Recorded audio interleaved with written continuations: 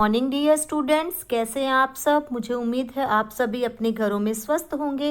तो आइए आज हम पढ़ेंगे हमारा सुगम हिंदी व्याकरण का पाठ 19 अनुच्छेद लेखन। आज हम सीखेंगे कि अनुच्छेद किस प्रकार लिखा जाता है। पाठ 19 अनुच्छेद लेखन, पैराग्राफ राइटिंग। लघु लेख को ही अनुच्छेद कहते हैं। अनुच्छेद लिखते समय निम्नलिखित बातों का ध्यान रखना जरूरी है। विषय पर मन में अच्छी तरह विचार करें। वाक्य बड़े नहीं होने चाहिए। भाषा सरल और स्पष्ट होनी चाहिए। विचारों का आपस में तालमेल होना चाहिए। किसी वाक्य को बार बार नहीं दोहराना चाहिए। अनुच्छेद और निबंध में अंतर। अनुच्छेद कुछ वाक्यों में लिखा जाता है, जबकि निबंध अलग अलग अनुच्छेदों में लिखा जाता है। अनुच्छेद के कुछ उदाहरण दिए जा रहे हैं, आप इन्हें पढ़िए और समझिए। राष्ट्रीय पक्षी मोर। मोर एक सुंदर पक्षी है। इसे पक्षियों का राजा भी कहते हैं। इसीलिए भारत सरकार ने मोर को राष्ट्रीय पक्षी माना है। मोर का शरीर दूसरे पक्षियों से भारी होता है, इसीलिए मोर आकाश में ऊंचा नहीं उड़ सकता। मोर की गर्दन लंबी होती है और आंखें छोटी छोटी होती हैं। इसके सिर पर सुंदर सी कलगी होती है। मोर के पंखों पर आधे चांद का निशान होता है, लेकिन मोर के पैर बहुत ही भद्दे होते हैं।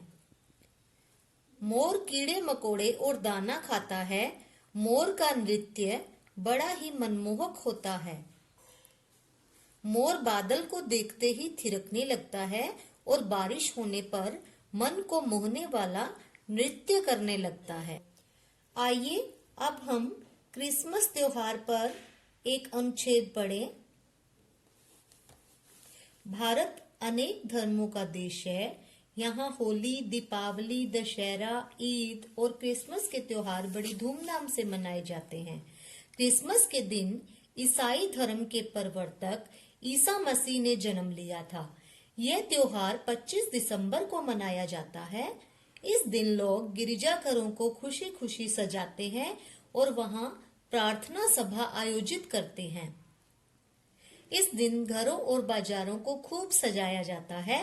क्रिसमस ट्री को सजाकर उसके चारों ओर उपहार रखे जाते हैं।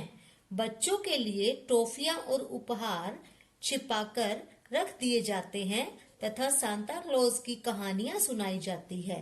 फिर सांता क्लॉज उपहार लाकर बच्चों को देता है। इस दिन बाजारों की रौनक देखते ही बनती है।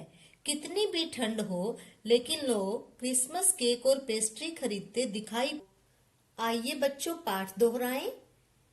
एक लघु लेख को अनुच्छेद कहते हैं। अनुच्छेद की भाषा सरल व शुद्ध होनी चाहिए।